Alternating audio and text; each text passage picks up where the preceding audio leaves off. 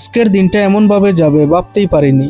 গাড়িটা স্টার্ট করে একটু সামনে নিয়ে যাওয়ার পর গাড়িটা হয়ে গেল খারাপ। তারপর তাড়াতাড়ি করে চলে গেলাম মেকানিকের পাশে। আর এখানে গিয়ে দেখলাম রেডিয়েটারের পাইপটা ফেটে একদম চুরমার হয়ে গিয়েছে। গাড়িটা ওভারহিট হয়ে গিয়েছিল, যার কারণে এখানে চলে আসলাম। তো এখন মেকানিক রেডিয়েটার পাইপটা চেঞ্জ করছে, বলছে এটা এভাবে ফেটে গেল কিভাবে। অ্যাকচুয়ালি অনেক গরম হয়ে রেডিয়েটার পাইপটা ফেটে গিয়েছে। তারপর গাড়িটা স্টার্ট করে ঠিকঠাক করে চলে আসছি আমাদের অফিসে। আর অফিসে এসে তাড়াতাড়ি বের হয়ে গেলাম কলের উদ্দেশ্যে। তো এখানে ডিডব্লিউএস পাম্পের একটা ফিউজ নেই, তো ফিউজটা প্রথমে আমরা দিচ্ছি। তারপরে আসলে প্রচুর কল আছে, কেননা গাড়ি ঠিক করতে যখন গিয়েছিলাম তখন অনেক কলগুলো পেন্ডিং রয়ে গিয়েছে। তো এখানে একটা সুপারি গাছ কেটে লাইনটা একদম ক্লিয়ার করে দিচ্ছি, কেননা গ্রাহক বারবার ফোন করছিল যে সুপারি গাছটা ভেঙে একদম এলটি লাইনের উপর পড়ে আছে। তো আমরা এটা কেটে একদম লাইনটা ক্লিয়ার করে দিচ্ছি। তারপর একটু সামনে গিয়ে দেখলাম লাইনের উপর প্রচুর পরিমাণে বাঁশ আছে।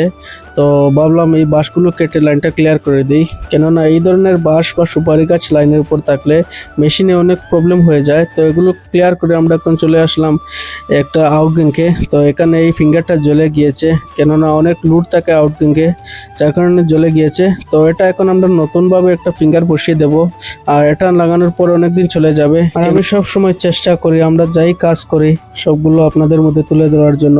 আচ্ছা, যাই হোক, ভালো লাগলে শেয়ার, কমেন্ট, সাবস্ক্রাইব করবেন।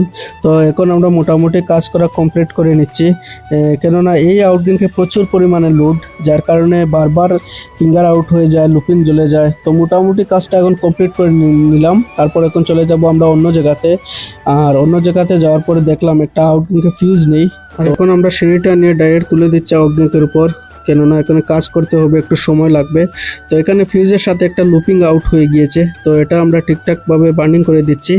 তো এই ধরনের লুপিংগুলো বারবার আউট হওয়ার কারণ হচ্ছে যদি এসসি লাইনে ফল্ট মানে বড় ফল্ট যদি থাকে তাহলে এই ধরনের লুপিং আউট হবে, মানে জাম্পার আউট হয়ে যাবে। তো এখন মোটামুটি আমরা বার্নিং করা কমপ্লিট হয়ে যাচ্ছে। এটা বার্নিং করার পর এখন আমরা ফিউজ দিয়ে দিব, আর ফাইনালি আমরা এখন গ্যাং চালু করে দিলাম, আর ওই সাইডে পাওয়ারটা চলে গেল। তারপর চলে আসলাম একটা বাড়িতে। তো এখানে গাছের ডাল পড়ে একটা এলটি লাইন ভেঙে গিয়েছে, তো এটা এখন মোটামুটি ঠিক করে দিলাম। আর আজকের মতো ভিডিও এখানে শেষ, বাই।